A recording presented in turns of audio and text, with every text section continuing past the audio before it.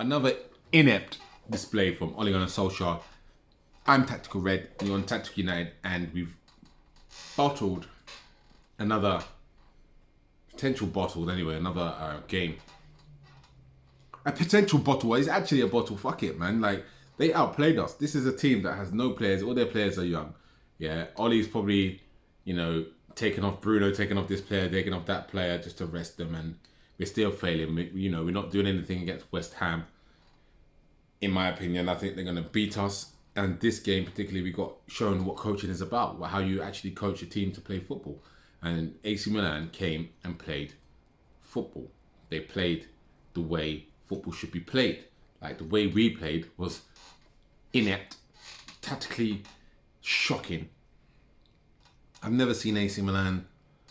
I never thought that we was ever gonna do anything against AC Milan. We created that one chance, and that was that. And there's nothing else to it. Oli has no tactics. They dominated us in possession, in shots on goal, in everything. Every department. Look at the stats. They dominated us in everything. And this is Man United versus AC Milan. And people might say, "Oh, we had no Rashford, we had no Pogba, no Cavani," but they had no Ibrahimovic, no their best defender, their left back, midfielders, their best creative midfielder. They had way more injuries than we had, way more, and they came to Old Trafford and bossed us. And then in that second leg, I think we'll lose. I don't know. I think we might win it still, because away from home we're a lot better than at home, because we don't know how to break teams down, especially with that midfield of McTominay and Matic, which is a constant hindrance to the way we want to play football. It's McTominay. I told people it's McTominay. For me, it's McTominay. I think you could play Fred and Matic is better than McTominay, because McTominay isn't brave on the ball. McTominay doesn't pass when he should. McTominay doesn't take any risks in his pass, and he you know what he's going to do when he has the ball, because he's so obvious with it. And he's basically he's a Fellaini. McTominay's a Fellaini for me, and he's not a player that should be in the middle of midfield. We have no creativity, we have nothing in that midfield, and people who want Pogba to go will see that when Pogba does go, we'll be a 6th to 5th place club under Oli. There's no doubt about it, because Oli has no tactics, no coaching ability to make a team play like the way AC Milan played. This just doesn't happen. You see their players. Who are their players? Who are they? Who are their players? Look what Delot. Look, Delot is way better at AC Milan than he ever did at Manchester United.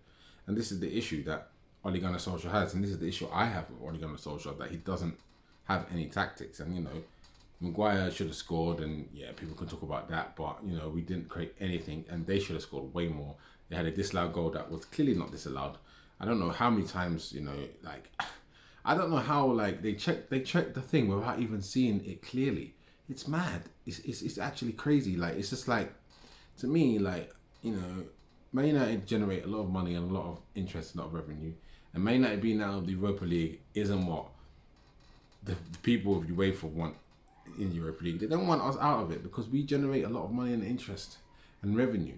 So therefore, it's in their interest to keep us in the Europa League. So therefore, I believe that sometimes they make these decisions based on corruption. And I don't care if it sounds wrong, or if I'm saying something that I shouldn't be, but at the end of the day, it just doesn't seem right that you check it. You have VAR to check conclusive decisions, and it's inconclusive, and they're making decisions. They're taking away a goal, that's inconclusive. It's and then no one claimed for it. No one did anything.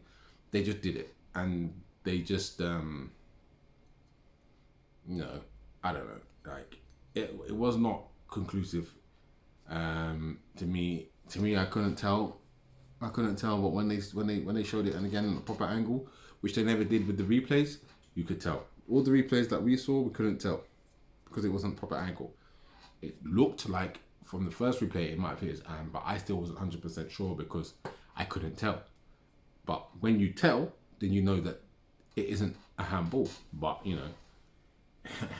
this is why people call us Varchester United, and I completely understand that, because we are Varchester, because mainly most of the goodness that we've had is based on Varchester, most of it.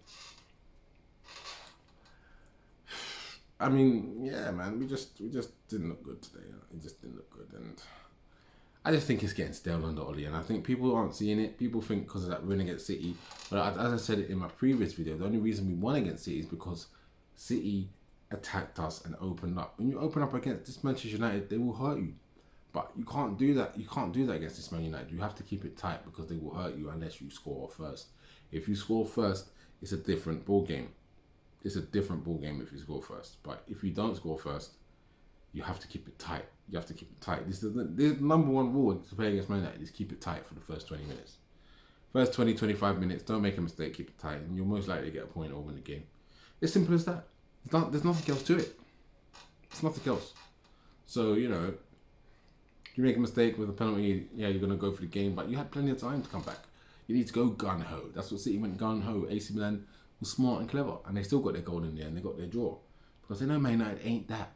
Any coach at worth his salt will know that Ole Gunnar Solskjaer and Manchester United are not a good team to watch or are not coached properly. They just have individual talent. That's it. No more, no less. And we go to the second leg. Let's see what happens. I think if he doesn't win this, if he doesn't win Europa League, I think he's happy not to win it. I think he's happy. I think he doesn't want to win it. I think he just wants to get second. He doesn't want to lose another semi-final. He doesn't want all these semi-final L's on his fucking on his record. So I can't see us.